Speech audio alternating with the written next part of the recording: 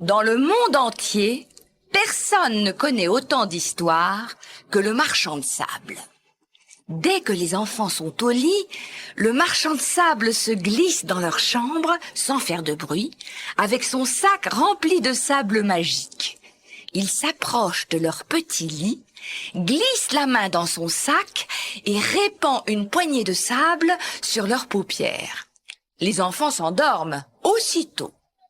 Le marchand de sable s'assied alors auprès d'eux et commence à leur raconter des histoires extraordinaires. C'est ainsi que pendant toute une semaine, le marchand de sable vint chaque soir chez un petit garçon très sage, nommé Hjalmar, et voici ce qu'il lui raconta. Le premier soir était un lundi. Lorsque Hjalmar fut couché, le marchand de sable sauta du croissant de lune où il était assis et entra dans sa chambre à pas de loup. Dès que le petit garçon fut profondément endormi, il s'approcha de son oreille et lui murmura « Hjalmar, regarde, je vais décorer ta chambre !» Puis il plongea la main dans son sac et fit voler à travers toute la pièce un nuage de poussière d'or. Aussitôt, toutes les plantes et toutes les fleurs qui se trouvaient dans la chambre de Hjalmar se transformèrent en arbres immenses. Leurs longues branches, chargées de fruits, s'étendirent jusqu'au plafond. Des fleurs multicolores s'épanouirent sur le sol. Les oiseaux dessinés sur les murs se mirent à gazouiller, puis s'envolèrent un à un. La chambre de Hjalmar était devenue un jardin merveilleux. Le petit garçon resta bouche bée d'admiration. « Allons, n'aie pas peur. Viens te promener, c'est ton jardin. » Alors Hjalmar descendit de son lit et passa la nuit à courir dans le jardin merveilleux. Mais le lendemain matin, lorsqu'il se réveilla, il se trouvait à nouveau dans son lit et tout avait disparu. Toute la journée, Hjalmar attendit avec impatience que la nuit tombe. Le mardi soir, lorsque Hjalmar fut endormi, le marchand de sable chuchota à son oreille. « Hjalmar, voudrais-tu faire un merveilleux voyage ?»« Oh oui !» répondit le petit garçon. Au-dessus de son lit était suspendu un grand tableau qui représentait un paysage avec une forêt, un lac et un fleuve qui passaient devant de nombreux châteaux avant de se jeter dans la mer. Le marchand de sable souleva Hjalmar jusqu'au tableau. Le petit garçon posa un pied sur l'herbe tendre, puis l'autre, puis entra tout à fait dans le paysage. Il courut jusqu'au lac et s'assit dans une barque qui se trouvait là. Aussitôt, des cygnes couronnés d'or se mirent à tirer le bateau. Derrière lui, des poissons aux écailles d'argent sautaient hors de l'eau, puis replongeaient. Le petit garçon passa devant de magnifiques châteaux de cristal et de marbre. Des princesses se tenaient au balcon, et en voyant Hjalmar, elles tendaient la main et disaient « Hjalmar, viens donc goûter un peu de ce délicieux cochon de sucre !» Et comme il passait sous les fenêtres, elle lui lançait de délicieux bonbons roses en forme de petits cochons. À la plus haute fenêtre du plus beau château, Hjalmar vit sa maman qui le regardait d'un air très doux et qui lui chantait une berceuse. Mais le lendemain matin, lorsque Hjalmar se réveilla, il avait quitté le pays enchanté. Le mercredi soir, il pleuvait à torrents sur la maison de Hjalmar. Le marchand de sable arriva sur un fabuleux navire aux grandes voiles blanches, comme les ailes d'un goéland. « Viens naviguer sur la mer !» dit le marchand de sable au petit garçon. « Tu seras de retour demain matin. » Le temps était devenu radieux. Hjalmar s'installa sur le magnifique bateau qui gagna le large. Au-dessus de lui volaient des cigognes. Elles venaient de très loin et se dirigeaient vers les pays chauds. L'une d'elles se sentait si fatiguée qu'elle décida de descendre pour se reposer sur le bateau. Elle atterrit sur le pont. Aussitôt, un marin attrapa l'animal et l'enferma dans le poulailler, avec les poules, les canards et les dindons. « En voilà un drôle d'oiseau !» s'écrièrent les poules. « Ouh, regardez, il a les jambes tellement fines. On dirait des baguettes !» ricana une dinde. Les poules se mirent à caqueter, les canards à cancaner et les dindons à glousser. Tous se moquaient de la pauvre cigogne. Alors Hjalmar prit pitié de la cigogne et la sortit du poulailler. Après avoir remercié le petit garçon, elle déploya ses ailes et prit son vol en direction des pays chauds. Hjalmar se tourna vers les volailles du poulailler et cria « Demain, on vous mangera tout rôti !» Mais sur ces mots, il se réveilla. Le bateau avait disparu et la cigogne était déjà bien loin. Le jeudi soir, le marchand de sable arriva dans la chambre de Hjalmar, poussé par le vent. Il tenait dans sa main une petite souris grise. « Regarde, Hjalmar, cette souris vient t'inviter au mariage de 2 de ses amis qui habitent dans le garde-manger de ta maman. Viens, glisse-toi par cette petite ouverture. » souffla-t-il au petit garçon, en désignant un minuscule petit trou dans le plancher. « Mais je suis bien trop grand pour passer par là !»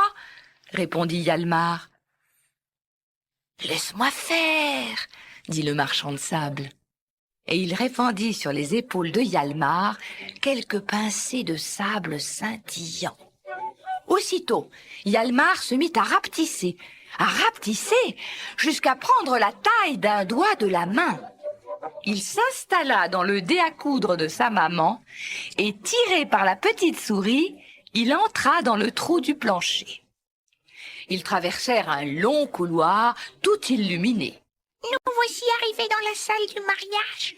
dit la petite souris, en s'arrêtant devant le garde-manger. Au fond de la salle, les sourissettes chuchotaient entre elles, tandis que les souriceaux se caressaient les moustaches avec leurs pattes. Les fiancés étaient assis sur une énorme croûte de fromage. Ils n'arrêtaient pas de s'embrasser. Pour le dessert, on leur apporta un petit pois où une petite souris avait gravé avec ses dents le nom des mariés. Toutes les souris étaient d'accord. « C'est un très beau mariage, vraiment un très beau mariage !» Mais au petit matin, quand Hjalmar se réveilla, il avait regagné son lit et retrouvé sa taille normale. Le vendredi soir, le marchand de sable descendit dans la chambre de Hjalmar sur un toboggan d'étoiles. « Hjalmar, ce soir, dit-il au petit garçon, nous sommes invités à un autre mariage. L'ours en peluche de ta sœur va épouser la poupée Caroline. » Le petit garçon regarda la maison de poupée. En effet, elle était tout éclairée. La poupée Caroline et l'ours Herman se tenaient assis par terre. Le marchand de sable les maria. Puis, les jeunes mariés se demandèrent « Où irons-nous pour notre voyage de noces? À la campagne ou dans un pays lointain ?» On consulta alors 2 animaux. Une hirondelle qui connaissait bien les pays lointains et une vieille poule qui était restée toute sa vie à la campagne avec ses poussins.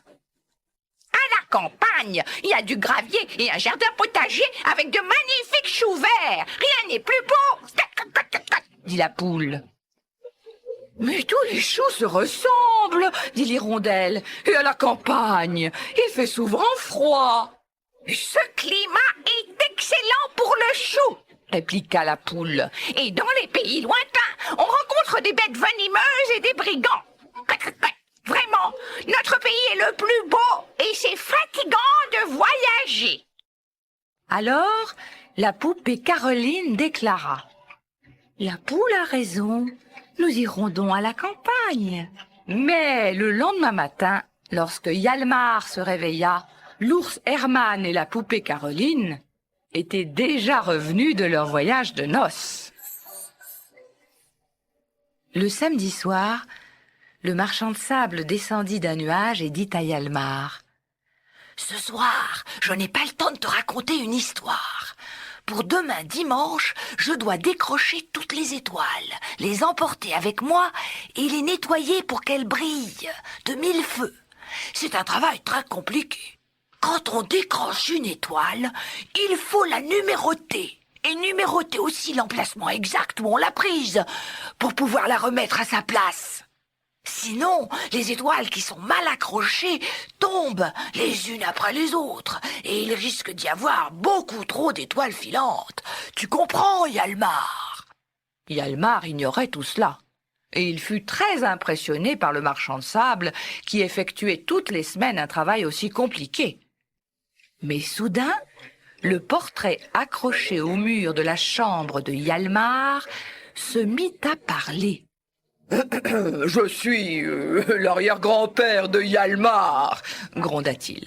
C'est bien de lui raconter des histoires, mais ne dites pas n'importe quoi. On ne peut pas décrocher les étoiles. Le marchand de sable lui répondit. Merci à toi, vieil arrière-grand-père. Mais sache que je suis plus vieux que toi. Depuis la nuit des temps, on m'appelle le magicien des rêves. Je connais bien mon métier. Puis il partit, laissant échapper derrière lui un nuage de poussière d'or. Il était très en colère, je crois. Mais le lendemain matin, lorsque Hjalmar se réveilla, il regarda le portrait de son arrière-grand-père et il lui sembla bien le voir froncer des sourcils. Le dimanche soir, en arrivant dans la chambre de Hjalmar, le marchand de sable retourna contre le mur le portrait de l'arrière-grand-père. Il ne voulait pas que celui-ci se mêle à leur conversation comme la veille. « S'il te plaît, raconte-moi encore une histoire » demanda le petit garçon. « Ce soir, je vais te présenter mon frère » répondit le marchand de sable. « Lui aussi voyage la nuit, mais il ne vient jamais chez quelqu'un plus d'une fois. Il emporte ceux qu'il est venu voir sur son cheval et leur raconte des histoires. Mais il n'en connaît que deux, une merveilleuse et une terrible. » Le marchand de sable prit alors le petit Hjalmar dans ses bras et le hissa jusqu'à la fenêtre. Là, dans le ciel étoilé, le petit garçon vit un grand chevalier, tout de noir vêtu. « Regarde, voici mon frère !» lui dit le marchand de sable. On l'appelle la mort, mais il ne faut pas en avoir peur. Il emmène chaque soir toutes sortes de gens sur son cheval. Des riches, des pauvres, des mauvais et des bons. Il installe ceux qui sont méchants derrière lui, sur la croupe de son cheval. Et il leur raconte une histoire terrifiante. Mais ceux qui ont été généreux sont placés à l'avant du cheval et mon frère leur raconte une histoire merveilleuse. Tu vois, petit Hjalmar, il ne faut pas avoir peur de la mort, car elle n'est pas injuste. Oh, oh, oh, oh, oh, voilà une bonne leçon, murmura le portrait de l'arrière-grand-père. Et ce soir-là, Hjalmar s'endormit paisiblement. Mais lorsqu'il se réveilla, le lendemain matin, ce n'était plus vraiment un petit garçon. Il était devenu un jeune homme.